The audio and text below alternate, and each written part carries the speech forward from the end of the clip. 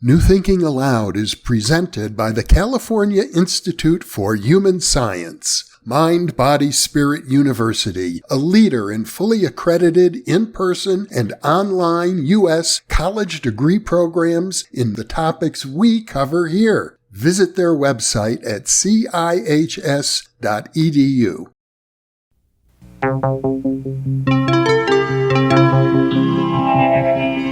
Thinking Aloud. Conversations on the leading edge of knowledge and discovery with psychologist Jeffrey Mishlove.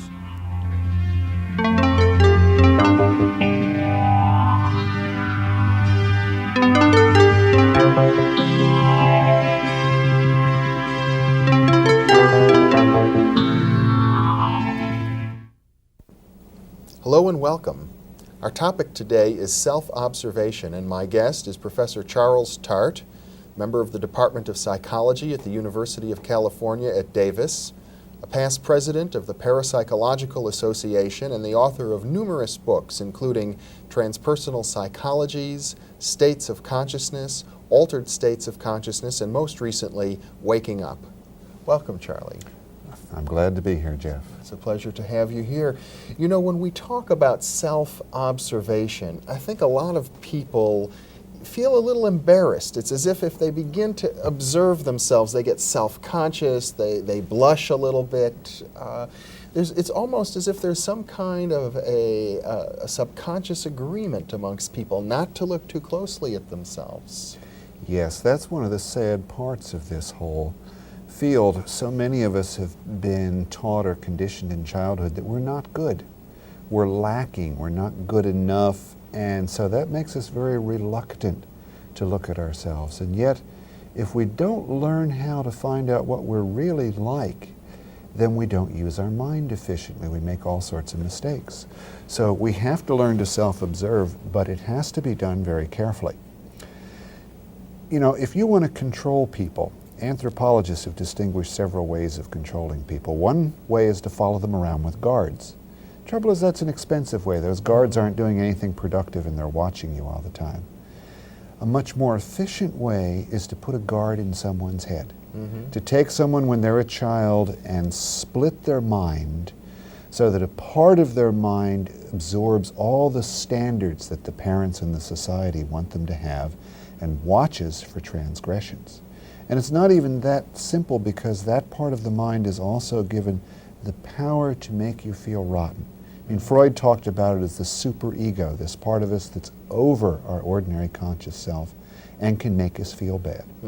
Now, I want to talk about the value of self-observation, but I'm not talking about superego observation. Most of us already know how to do that, and we feel bad, right? We selectively watch ourselves and catch ourselves in a fault or sinning or lacking, and then we feel rotten about it. And often when other people want us to look at ourselves, it's for the purpose of making us feel guilty about something we've done. Exactly, right. We lay a lot of guilt trips on each other to try to control each other. So it's not surprising that most people don't want to look inside, right? Distract themselves with anything, but not look inside yourself. It's as if self-observation becomes associated or linked somehow with feelings of guilt. Exactly. I mean, probably most viewers can think of times from their childhood when they were in a difficult situation and were trying to get out of it, and one or the other parent said, "Be honest, look at yourself, tell me the truth." You know, and so that whole idea of knowing the truth about yourself or revealing that truth to others became associated with fear, with punishment, with feeling rotten. And in a religious sense, it even gets associated with sin. I mean, it's not just your parents, it's like God is up there. Exactly. I mean, that's what makes the superego so powerful. See, there's another distinction you can make. Anthropologists say that in some cultures, people are controlled by shame. If people knew what you did, you would be so ashamed. That's pretty good, but it has a little out. If you can get away with it and nobody knows it was you, you're tempted. The superego is one step better, because even if nobody else knows, you know and God knows. And so you get punished for even thinking about doing things. Now let me just sidestep or take a little side road here for a second. Are you suggesting that in some of these primitive cultures people don't have superegos, that it's something unique to our culture? It's certainly not unique to our culture, but yes, there are some cultures in which the superego is a very minor part of a given person's mind. Our culture today is mixed on it. We've drifted more toward a shame sort of culture, where what the public knows, what other people know is more important, but we were primarily a superego culture. And of course that comes from our whole Judeo-Christian heritage. You know, God is watching. So guilt is, and the fear of punishment of the superego is one of the forces that mitigates against self-observation. Right. Are there some other major obstacles to self-observation? Oh, sure. We're not taught to do it. The whole culture gives us a picture that we're not good, so we don't want to look. I mean, you know, the Freudian notion, for instance, that basically we're wild animals with a thin veneer of civilization on top keeping us from running amok. I mean, who wants to look inside if that's all the picture? sex and aggression. Right. Or if you're born in original sin and basically you're rotten and going to hell, who wants to look at that? So our culture's invented a multitude of ways to distract yourself from ever having to look inside. But the result is that although we apparently avoid the pain of seeing what we fear we'll see, we then go on to really mess up our lives because we don't know ourselves. Yeah. We don't know what we're really like, we don't know what we really want, we don't know our resources well, and we make mistakes. And yet we have this ancient philosophical tradition, which I think at least goes back to Socrates, where he says, man, know thyself.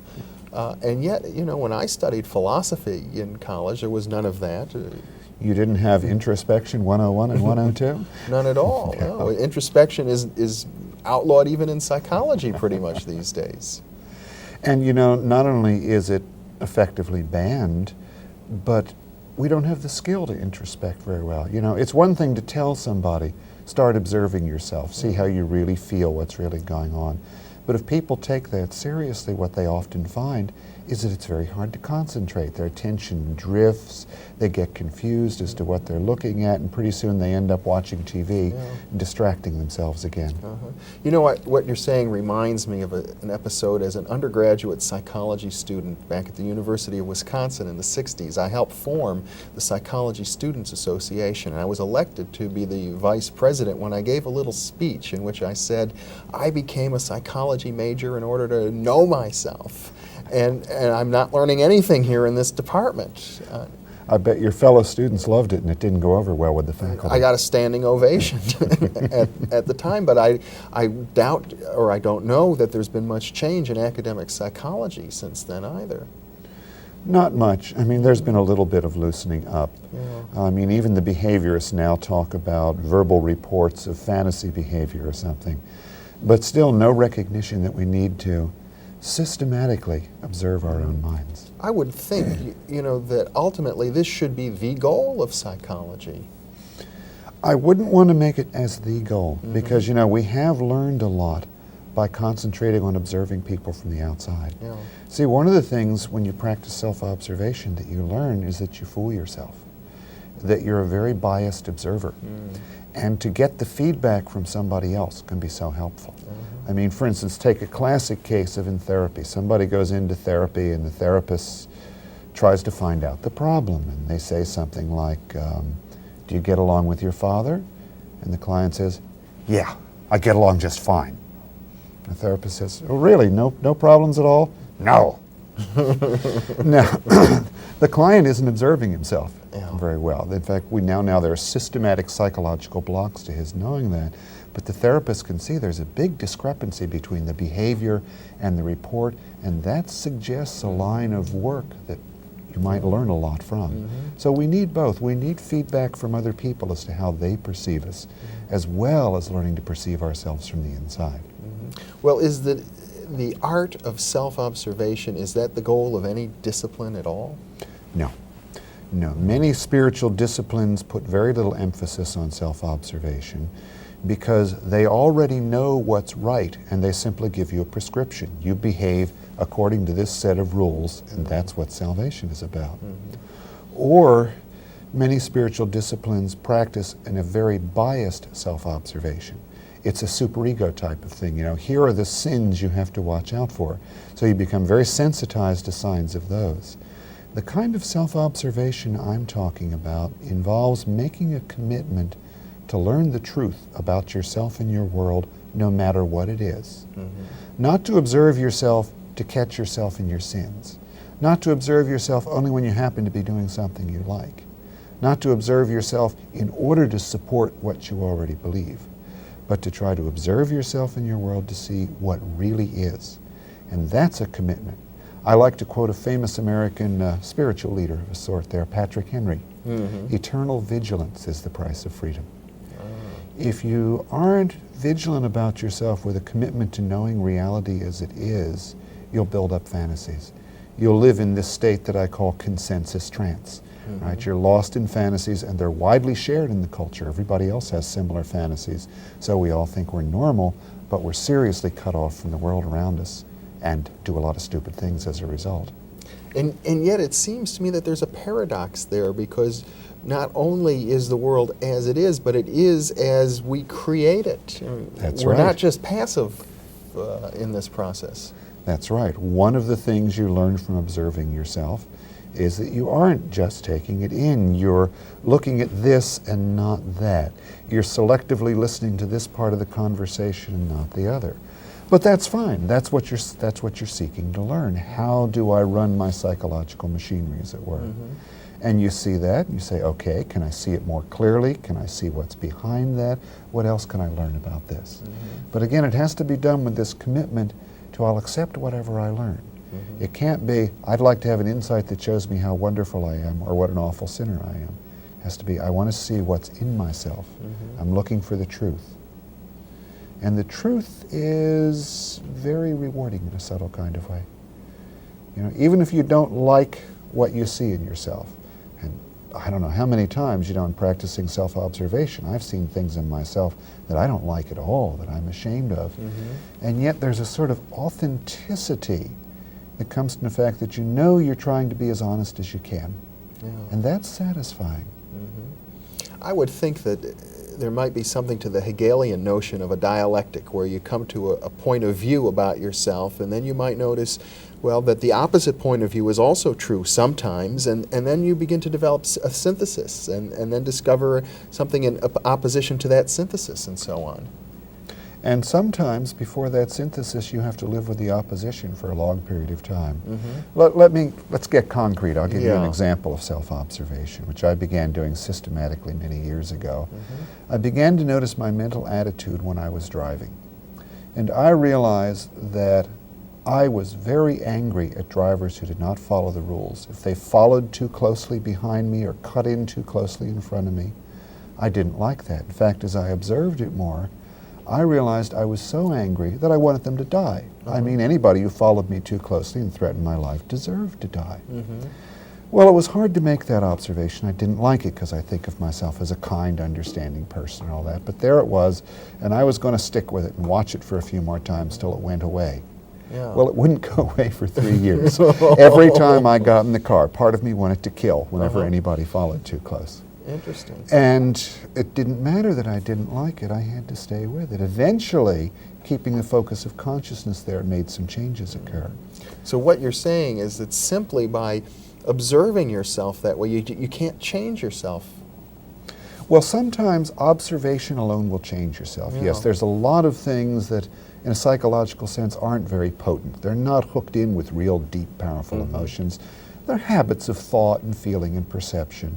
And they have to run in the dark, as it were, without too much consciousness. And once the light of consciousness is put on them, 2 or 3 times, something like that, they just sort of fade away. You can chase away the little imps, but not the big demons. Right. Some of those things you find won't go away, and you have to commit yourself to observing them even more closely. Observe the feeling states associated with them, and eventually you may get some insights to make them go away, or you may have to eventually get yourself involved in some kind of training or discipline to specifically do something about those kinds of things. So now when you drive the car, you don't get that way anymore.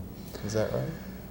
It's not anywhere near as bad now. I don't pay as much attention to it. Now I get mad at the people who don't signal their left-hand turns until they're actually making the turn when you haven't had time to move over into the other lane. No, when I first started self-observation, I thought, right, I should be able to do this for a month and become a perfect being. But it's a long haul. But it's satisfying. Well, are there particular techniques that you would recommend for people? Yes.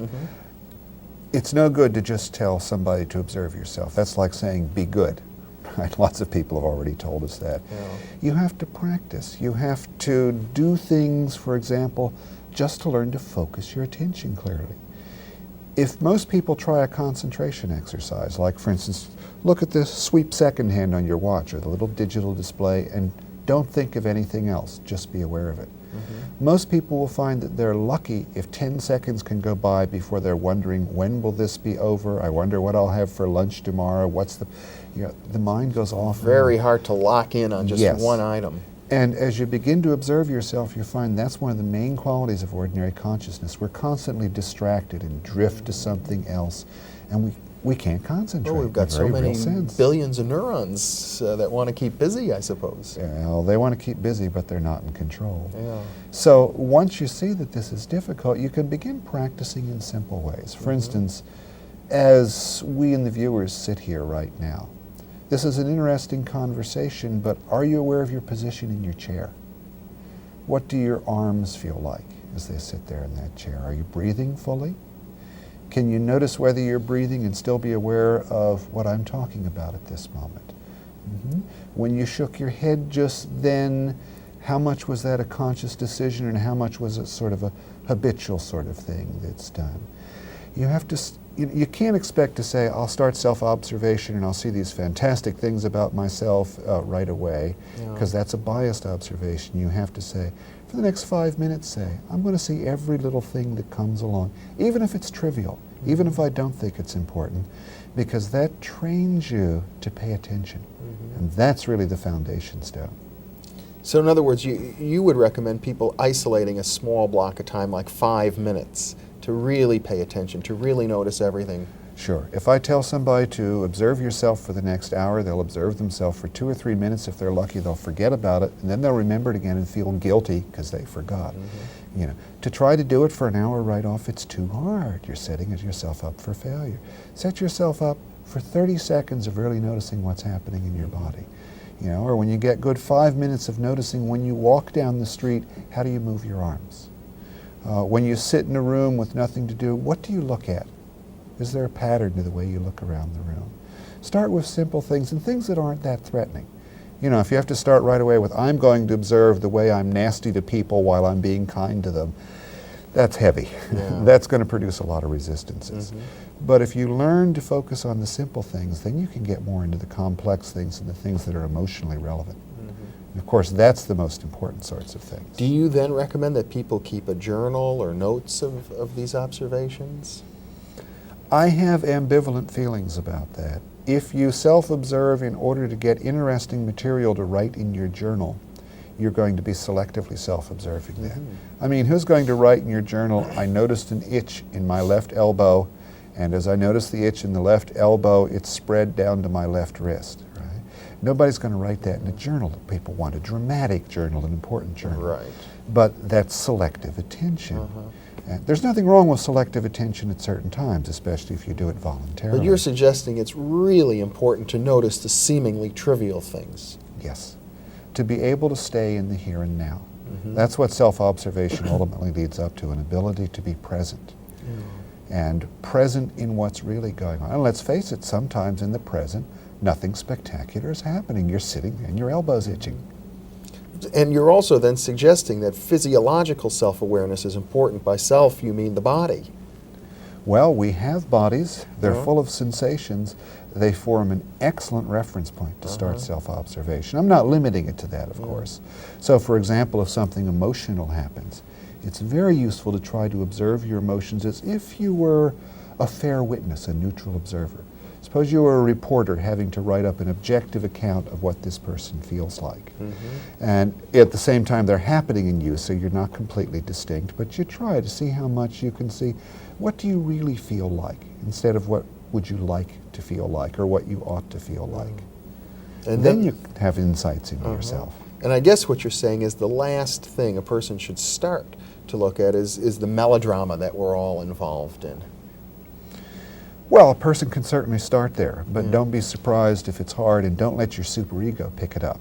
Now, that's another important part of self-observation. If you already have a harsh superego, and a lot of people do, If you systematically try to pay more attention to yourself, you're going to see a lot of things you don't like, and your superego is going to say, "Ha, gotcha. Look at that nasty thought that you had about that person," kind of thing. Yeah.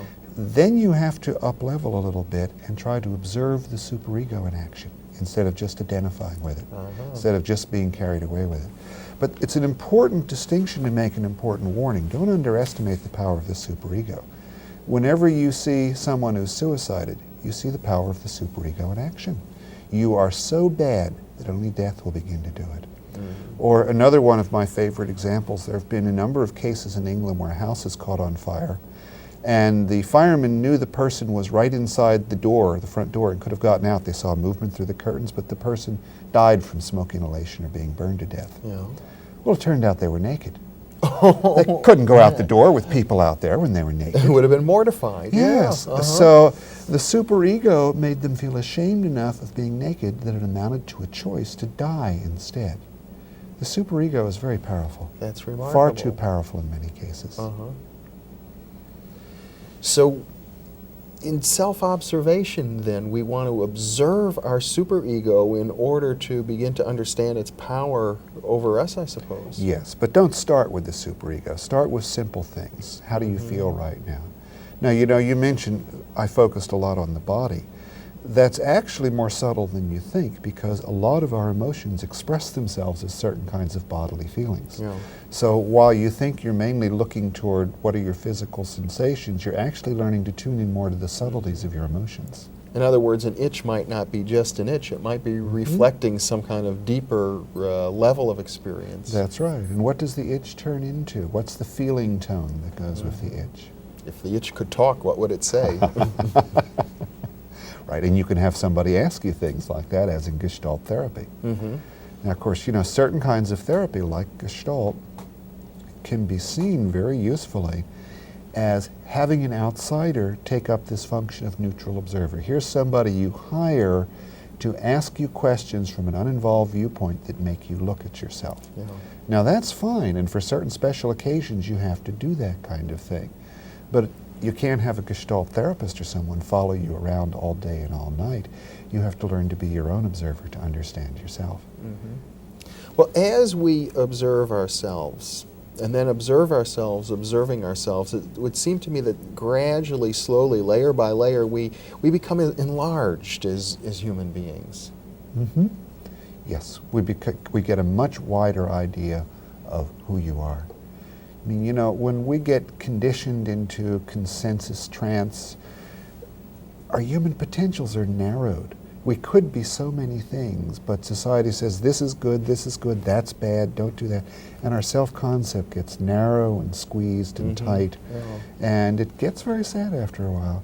You know, G.I. Gurdjieff expressed it very, I wanted to say beautifully, but that's not quite the word. Let's say very powerfully once, when he said, a lot of the people you see walking around the street are dead. They have been so squeezed in terms of their inner psychological self that it's all habit and conditioning, and the essence, the vitality is all gone from it. And it's real sad. It reminds me of another well-known phrase, the author of whom I don't remember, that the unexamined life is not a life worth living. That's right.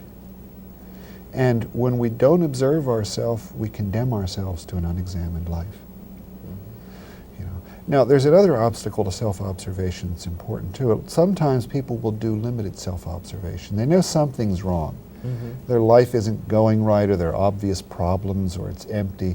So they observe themselves for a while, and they see a part of what's wrong, but they want to change so badly that as soon as they get one or two ideas of how they're not living right, they become converted to some religion that claims to save you from that particular thing or some particular growth thing, and they concentrate exclusively on changing that without having gotten a good idea of what the rest of their mind is without like. continuing the process. Yes, they stop the process.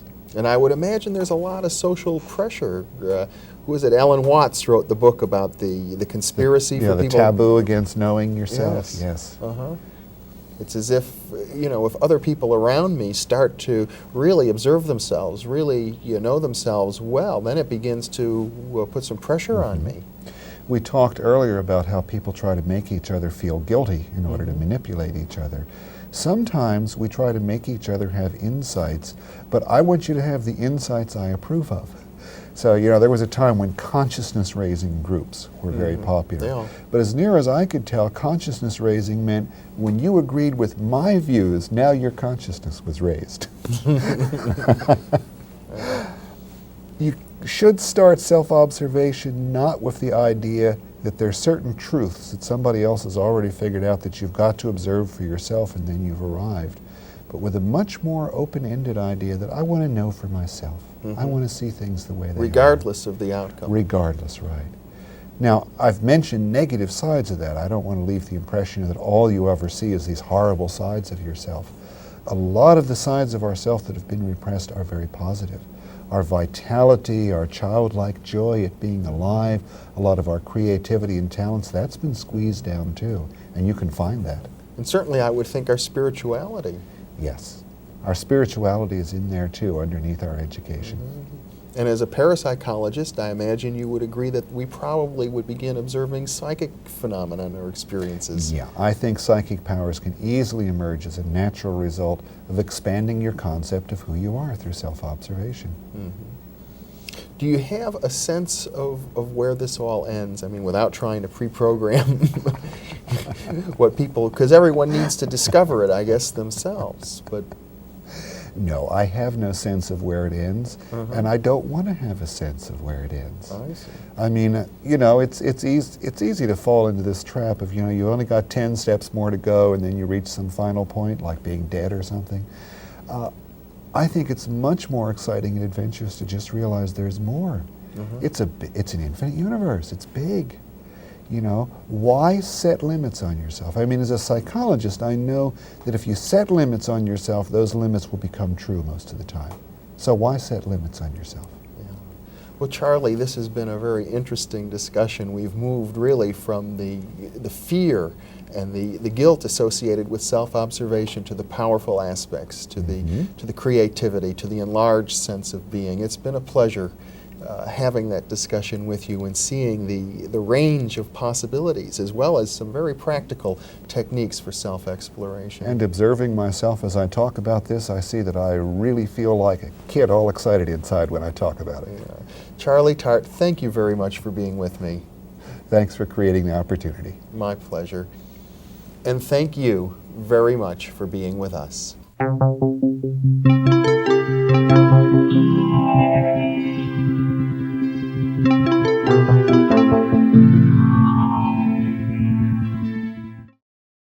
Book 3 in the new Thinking Aloud dialogue series is UFOs and UAP, Are We Really Alone? Now available on Amazon. You can now download a free PDF copy of issue 7 of the New Thinking Aloud magazine or order a beautiful printed copy.